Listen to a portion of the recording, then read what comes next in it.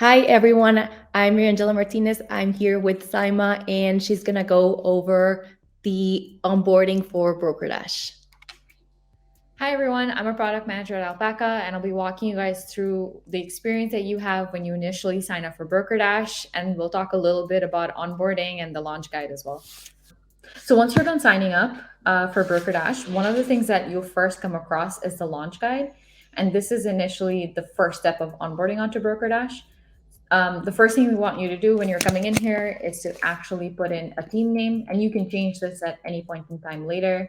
We ask you about what countries you're interested in operating in, and for the sake of this example, we'll pick, let's say, America, and then we ask you what best describes your product. We have a whole bunch of options here: broker dealer, challenger bank, or you could be doing it just for fun, just to see what our offering looks like.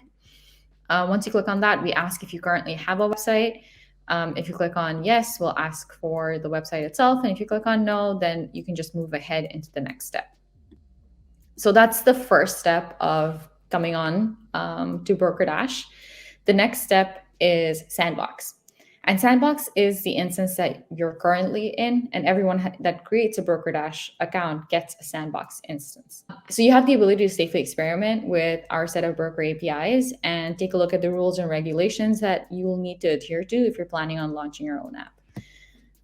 The other thing that we would want everyone to do here is to generate your Sandbox API keys. And once you generate your Sandbox API keys, you can also go straight into testing with our APIs.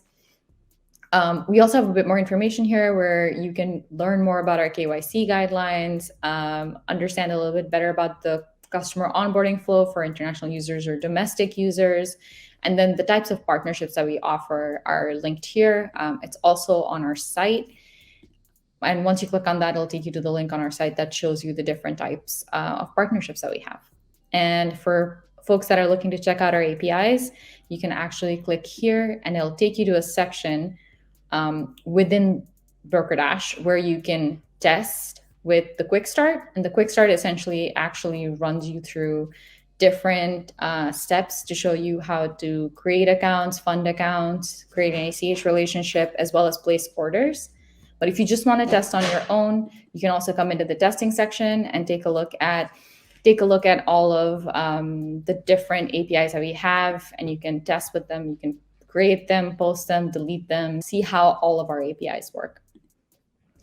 But jumping back quickly to the launch guide, when you're in Sandbox, you can read all of this information, learn more about how to build your app successfully and get it out into the market. Clicking on next takes you into limited live.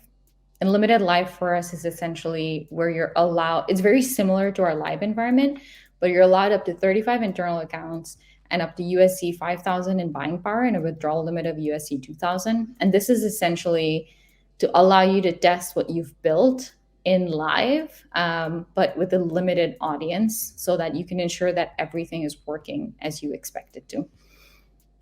There's a couple of requirements for limited live. We want you to take a look at the onboarding requirements and the limited live tech requirements. There is a form that you have to fill out, which is important if you want to go into limited live. We want to make sure you have a compliant onboarding flow for your customers. You need to create a pre-funded Sandbox account for Alpaca's tech consultants to test. And then we'd like for you to email broker-review@alpaca.markets with your compliant onboarding flow, and then 1 or 2 account IDs from your Sandbox account that have all the required data fields that are listed in the onboarding flow requirements so that our team can take a look at it as well. Important here is also for us to understand what type of investor are you targeting, and do you currently have a wait list for your app? And let's just say here, I want to say I'm targeting algo traders, and I don't currently have a wait list. You can actually save progress here, and anytime you check off something, you can actually go ahead and save progress.